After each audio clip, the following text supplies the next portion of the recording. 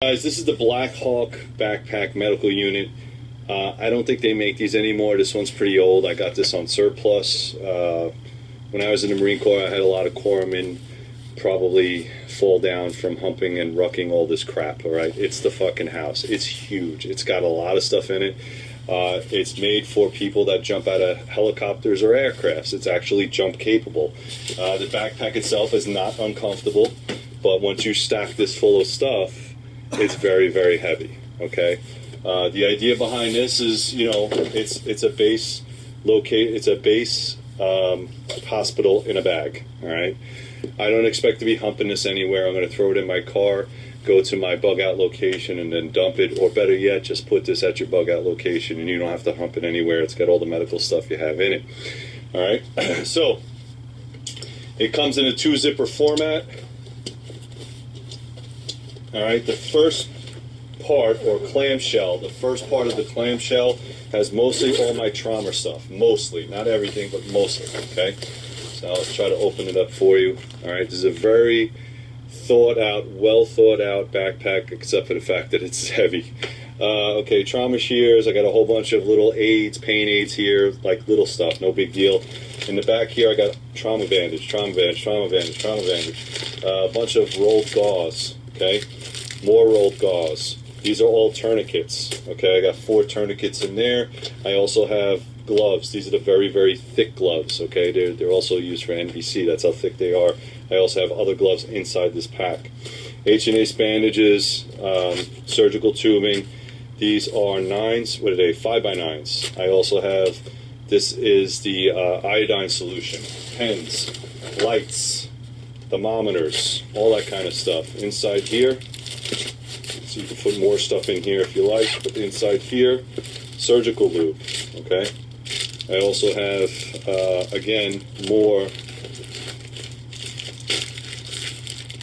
all right, neopharyngeal airways. I can't say it. All right, NSAs, okay? So there you go, the NSAs. I haven't used one of these in a long time, but honestly, if you are trained in it, this one might not be good anymore, but if you are trained in it, it's a good way to restore or to get oxygen back into your body if your face is completely destroyed, okay? So it behooves you to learn and relearn how to put one in. When we were in school, we actually did it ourselves, just to know how to do it, and believe me, it sucks, okay? Again, on this side, more trauma stuff. So I have hyphen chest seals, face masks. All right, I have the abdominal pads. These are really big pads. You can buy these relatively cheap for major wounds or large wounds. And then I have an IV start kit. I have 2 of them.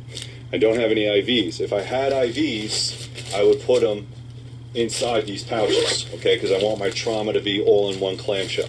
Don't have IVs. Again, 4x4s, triangle bandages, burn gel, tape. I have a whole bunch of tape in there.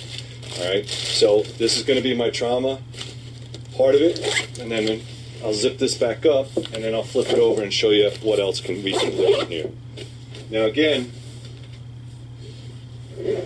make sure that you're familiar with all the equipment that's in here, so when you take this to wherever you're going, or drop it off to wherever you're going, you know what's in there.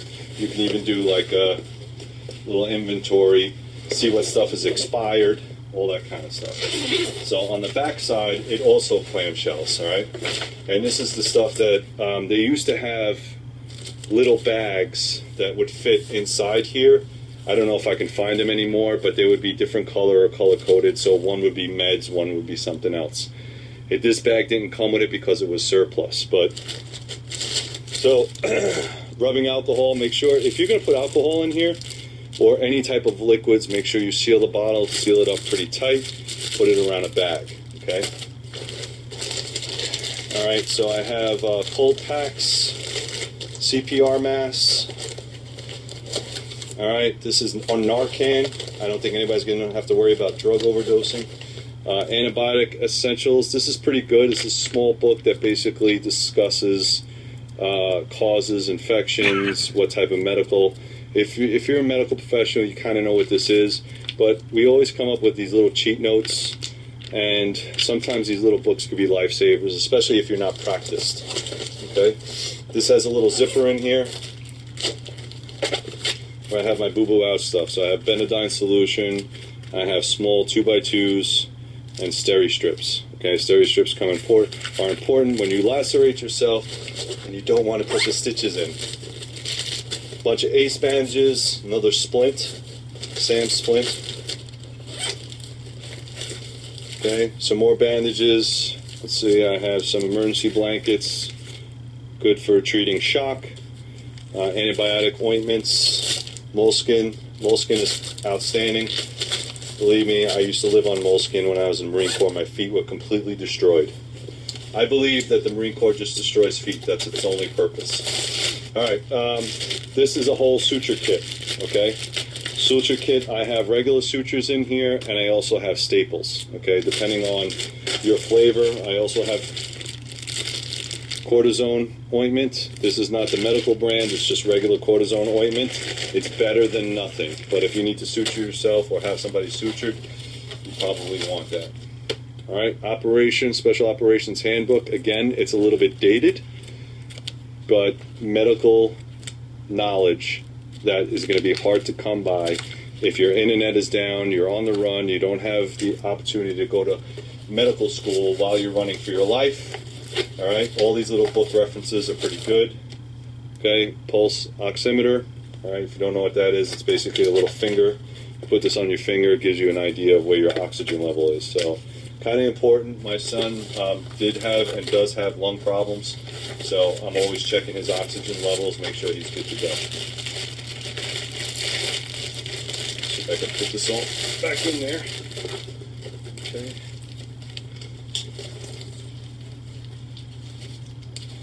They have upgraded this bag to be like half the size, specifically for the Marine Corps. I've seen it, and Navy Corpsmen, I've watched them do it.